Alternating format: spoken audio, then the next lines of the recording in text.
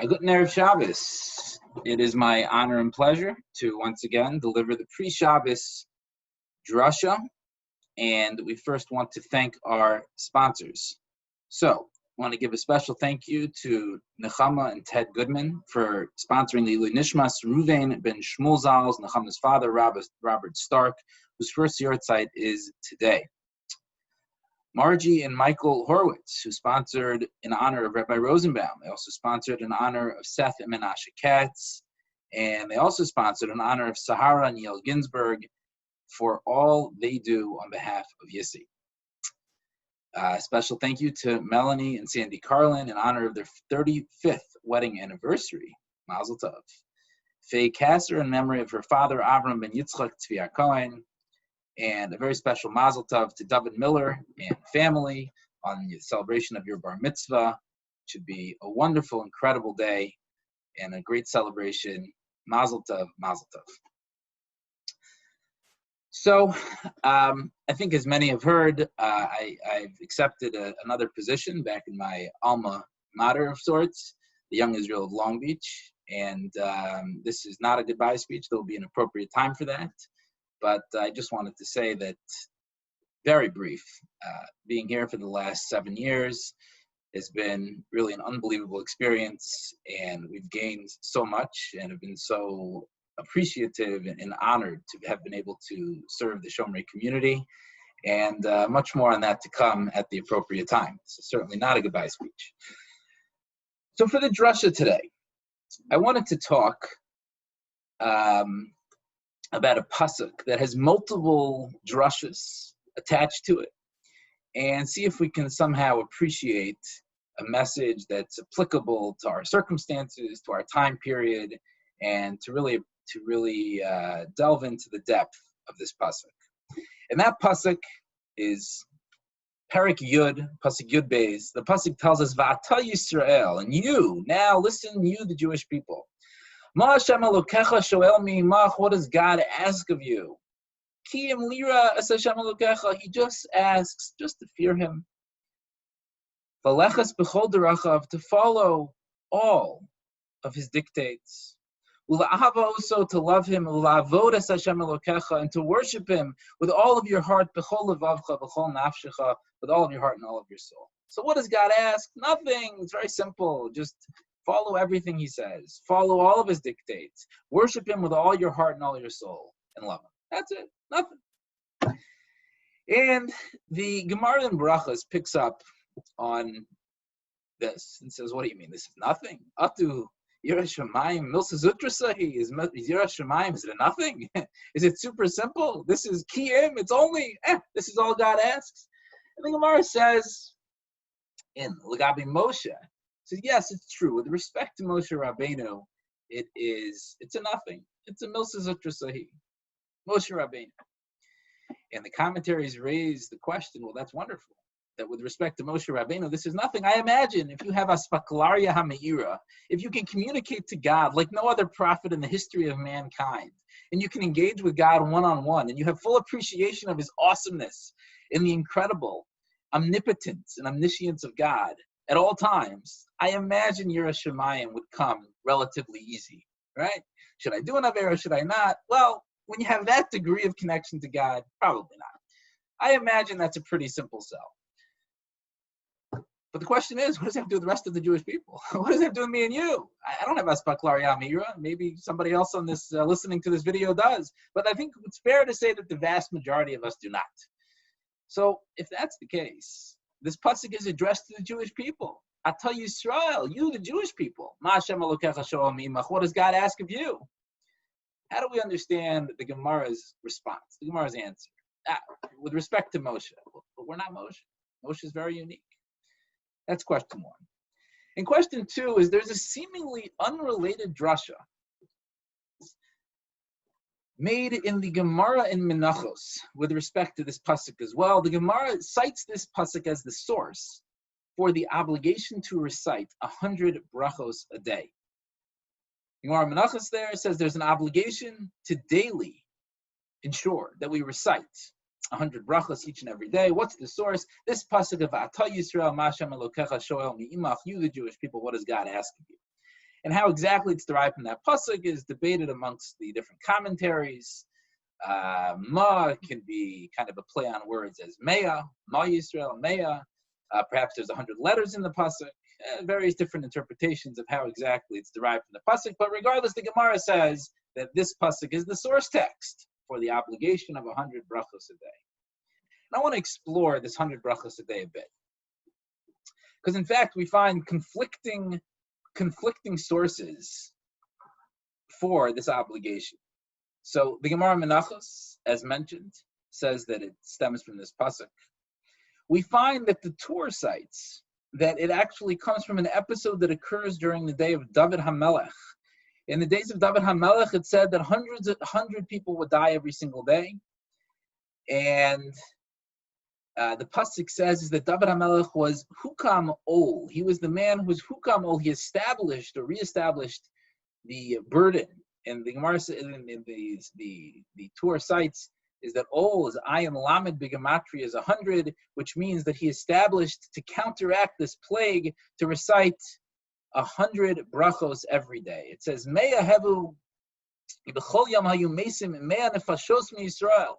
Each day, 100 souls of the Jewish people, 100 people would die. Lo Hayu Yodin Ama, and they did not know what the cause was. Ad Shechakar Vehivin B'Ruach HaKodesh, until David HaMelech appreciated through Ruach HaKodesh, V'tikenam Yisrael Mea Brachos, and he established the recitation of 100 brachos a day.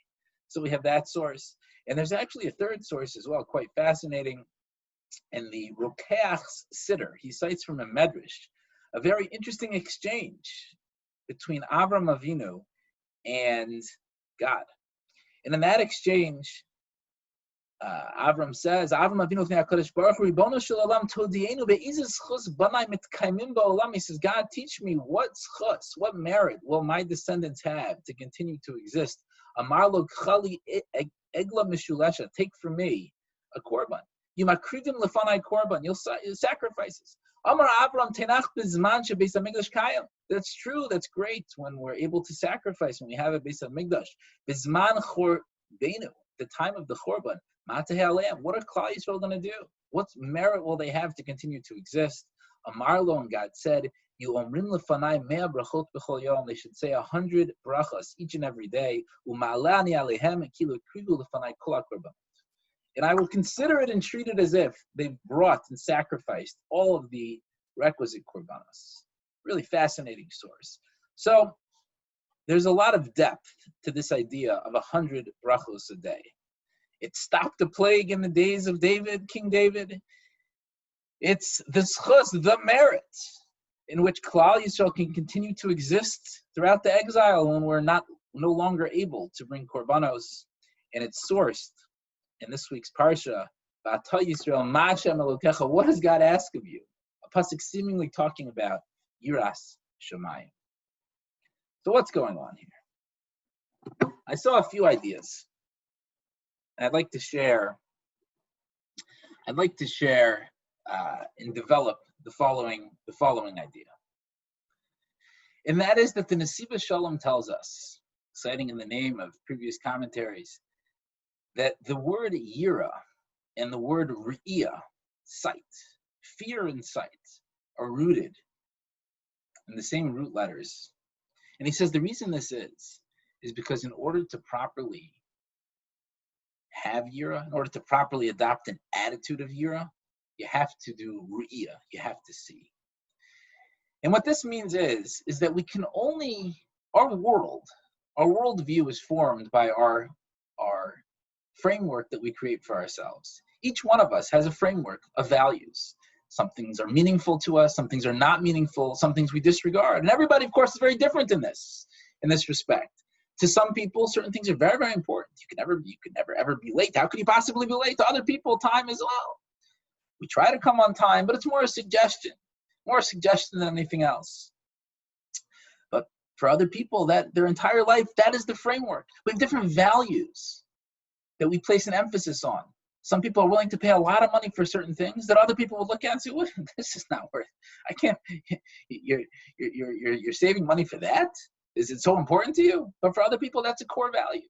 And we all have a different framework within which we exist and run our lives. and this is the Re'iyah, I believe, that the Nesiv Shalom is referring to, is to the extent that we see things and we appreciate their importance, is to the extent that we develop our approach to life and the way in which we address issues as they arise in life based on that Re'iyah, based on that sight, that appreciation that we have. And essentially he explains that this pasuk is a mandate to us. It's a mandate to ensure that our sights are properly focused. How can it be that the fear of God is a milsa zutrasa, kiyum lira? It's only to fear God. It's because if we had the proper sight, if we were able to appreciate God properly, in fact, it would be a simple matter. And this is how he explains the Gemara. The Gemara of Lagabi Moshe and milsa zutrasa, it means to say is that's the ideal. Of course, we're not Moshe Rabbeinu. We lack aspaklaria hamira. As much as I try, I still don't have it. We lack it. But the concept is that in fact, to the extent that you have proper appreciation, to the extent that you have proper re'iyah, is to that extent, yira is a very simple thing. Because if you appreciate things properly, if you put them in their proper perspective, if you look upon them properly, then that shifts your focus, that shifts the trajectory of what you do and where your life is headed. In fact, this is always true. The way we can frame things is an unbelievable thing. It's in simple interpersonal relationships. If you place a value, you're able to properly frame things, you can inspire people. You can get people to do all sorts of things that otherwise you would have no idea. It's just, it's the ability to create that framework, and that framework then influences and informs how we act. Maybe a small example. I was talking to somebody who sells different trinkets, and they were telling me that it was interesting. Is that they had people come in, and I think it was an online store, and they would look at different things they had for sale, and ultimately though people weren't following through. They weren't ultimately going to purchase. And there was a particular bracelet they were looking at. A lot of people looked at it, and they saw a lot of people were not ultimately purchasing. And it was for sale for $8. Very nice bracelet. And they did some market research trying to figure out what's going on here. We see a lot of people look at this bracelet. It looks like a nice bracelet. And yet we find that very few people are actually going through on purchase. And why is that? And what became clear was that people were looking to buy gifts. And they were looking to spend in the $30 to $50 range on a gift. That was the value they wanted to spend. And this bracelet was perfect, except that they were selling it for $8. Well, they wanted to spend more than $8. The gift, the person, the recipient of the gift in their mind, deserved a $30, $40 gift. And the framing of this bracelet was, it's only an $8 gift. It must not be significant enough. So, appreciating this reality, they simply raised the price, $8 to $37, and it was an absolute sellout item because they changed the perspective, they changed the framing. Oh, this has value to it. We're ascribing a greater value. Very interesting, but it's true in many areas of life that the way we frame things, the way we perceive them, influences every action that we take with respect to those things. For example, if we go back historically, we know the struggle that many Jews who immigrated had with keeping Shabbos. Imagine, and it's not something that I grew up with, but I'm sure many people watching this either grew up with it or had family members, parents, grandparents that grew up with it. And imagine the emphasis one needs to place on the observance of Shabbos in order today to weekly be able to walk away from a job and not know how you're going to support your family the following week. Imagine the kind of emphasis. Imagine the kind of education. Imagine how real Shabbos has to be to you to say, you know what? It is such an ideal. It is something that's so critical. I'm not going to look for any loopholes. If I can't keep this job because of Shabbos, I'm done. It's out. It's a non-negotiable. That is the framework within which I exist and I operate. That's a reality to me. It's non-negotiable, period. It's not something we can talk about. And if you look historically at the sacrifices people have made for mitzvahs, for Yiddishkeit, for Jewish education, people have uprooted their entire lives in order to ensure that their children would be able to be properly educated and receive an education that would provide the proper framework. That's really what it's about. It's being able to instill values that will guide people throughout their lives. We have halachically the concept of a tinok shenishba, is that halachically, obviously a lot of details, but to a large extent, the person who doesn't grow up with the proper ideals, with the proper values instilled in them, they're held to a different standard. They just don't have the same guiding light. Their framework is totally different. It's a different mindset. And the amount that we as a nation, as individuals, as a community sacrifice in order to ensure that we're instilling the proper values and creating the proper framework is key. It's of the utmost importance because it's all about re'iyah. What do I see? What's my vision? What's important to me? Where are my ideals? What am I willing to sacrifice on? Of course, X is important. But if Y is more important and it's a non-negotiable, then X is out the door and I'm just going to have to sacrifice on that. That's how it works. And we all do this. We all do this. But that re'iyah is critical. It's key. It's key to who we are as individuals and who we are as a people. And that's what the Nesiva Shalom explains. Is to the extent that we have re'iyah, is that's to the same extent we can have yira. Because at that point, it becomes something very simple. The proper conception of God in front of us at all times, well, then it's super simple. Obviously, I'm going to fear God. How can I sin? Sin? I can't sin. God's right here. But that's how I operate. I wake up. God's in Shivisi Hashem L'Negdi Tamid. It's right here. There's no option of sinning. It's a non-negotiable. And to that extent, it's a kiyum. It's very simple, very easy.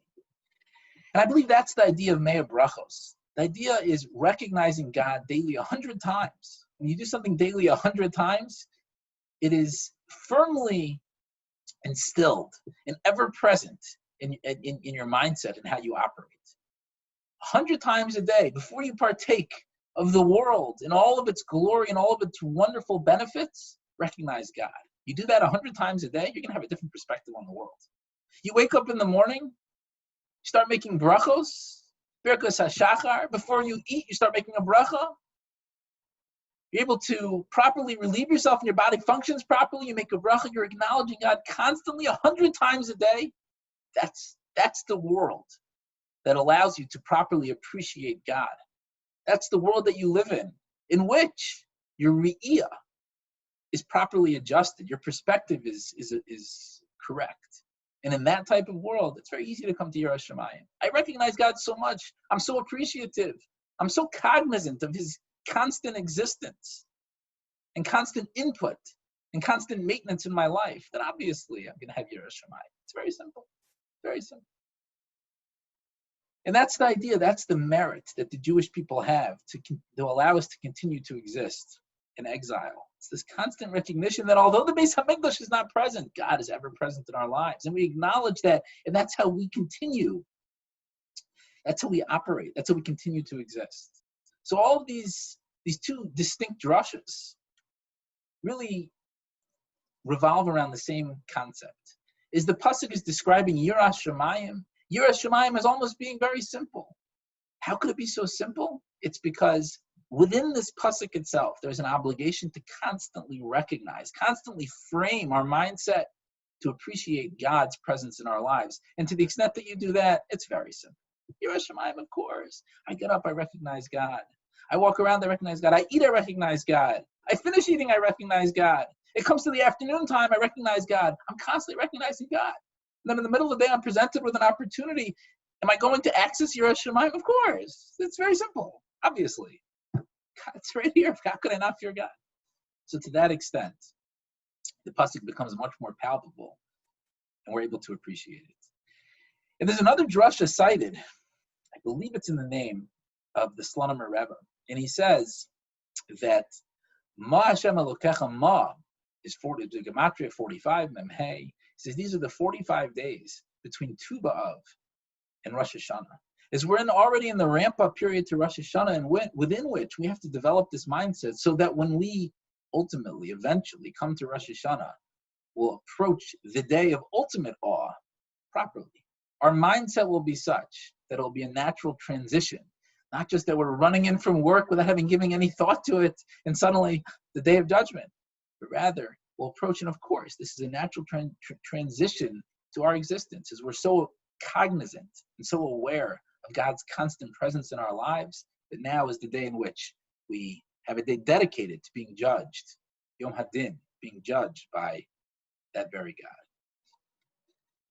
So these are some concepts and ideas that I think can help us and allow us to guide our lives. I know a lot of us are grappling with a new world. It's work from home, it's school, is it remote, is it not remote? Is it, where are our ideals? What are we doing with our time? Some of us have more free time now. What is our guiding light? What's the framework within which we're ensuring that all decisions are based around? What's the axis of our decision making? And this pasuk's telling us, make sure you have the right yira and the right re'iyah. Make sure is that your perspectives are correct. Your ideals are well instilled. Make sure those messages are passed down to us and to our families. Wishing everybody a wonderful and fantastic Shabbos. Take care.